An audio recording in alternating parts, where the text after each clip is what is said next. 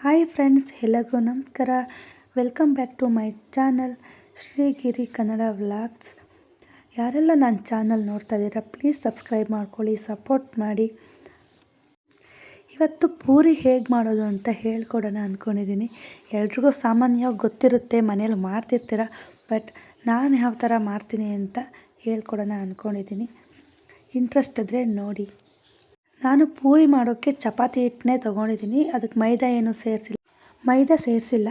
ಚಪಾತಿ ಹಿಟ್ಟಿಗೆ 1 ಸ್ಪೂನ್ ಆಗೋಷ್ಟು ಉಪ್ಪು ಹಾಕ್ಕೊಂಡು ಚೆನ್ನಾಗಿ ಕಲಸಿ, ತೆಳುವಾಗಬಾರ್ದು, ಚಪಾತಿ ಅದಕ್ಕೇ ನಾದ್ಕೊಂಡು ಎತ್ತಿಟ್ಕೊಂಡಿದ್ದೀನಿ.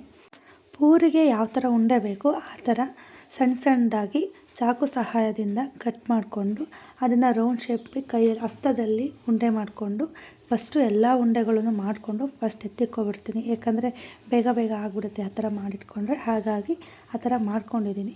ನಾನು ಪೂರಿನ ಒಸಿಯಲ್ಲ, ಯಾಕಂದರೆ ನಾನು ಹಪ್ಪಳ ಪ್ರೆಸ್ ಮಾಡೋ ಮಿಷಿನಲ್ಲಿ ಪ್ರೆಸ್ ಮಾಡಿ ಹಾಕ್ತೀನಿ. ಯಾವ ಥರ ಅಂತ ತೋರಿಸ್ತೀನಿ ನೋಡಿ.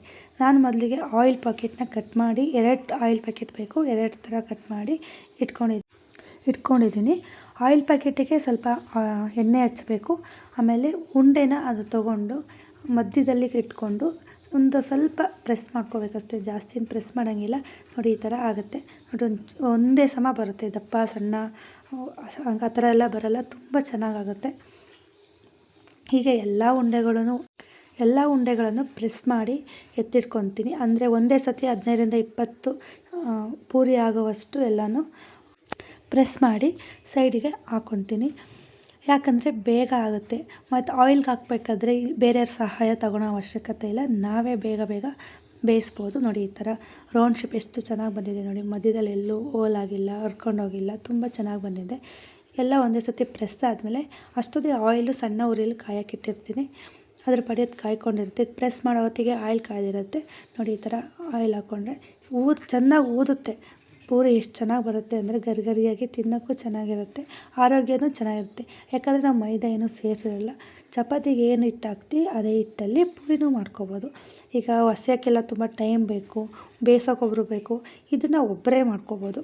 ನೋಡಿ ಚೆನ್ನಾಗಿ ಊದುತ್ತೆ, ಊದಲ್ಲ ಅನ್ನೋಂಗೂ ಇಲ್ಲ, ಚೆನ್ನಾಗೂ ಆಗುತ್ತೆ, ಒಂದೇ ಸಮ ಬರುತ್ತೆ. ಹಾಗೆ ಎಲ್ಲ ಪೂರಿಗಳನ್ನು ಒಂದೇ ಸತಿ ಬೇಯಿಸಿ ತಿಂಡಿ ರೆಡಿ ಮಾಡ್ಕೊಬೋದು. ನನ್ನ ಐಡಿಯಾ ಇಷ್ಟ ಆದರೆ ಒಂದು ಲೈಕ್ ಮಾಡಿ, ಕಮೆಂಟ್ ಮಾಡಿ. ಪೂರಿ ಮಾಡೋದು ಎಷ್ಟು ಸುಲಭ ಅಲ್ವಾ. ಈಗ ಹರ್ಕೊಂಡು ಕೂತ್ಕೊಂಡ್ರೆ ಹರಿಯೋಕ್ಕೆ ಒಬ್ಬರು ಬೇಕು, ಬೇಯಿಸೋಕ್ಕೆ ಒಬ್ಬರು ಬೇಕು.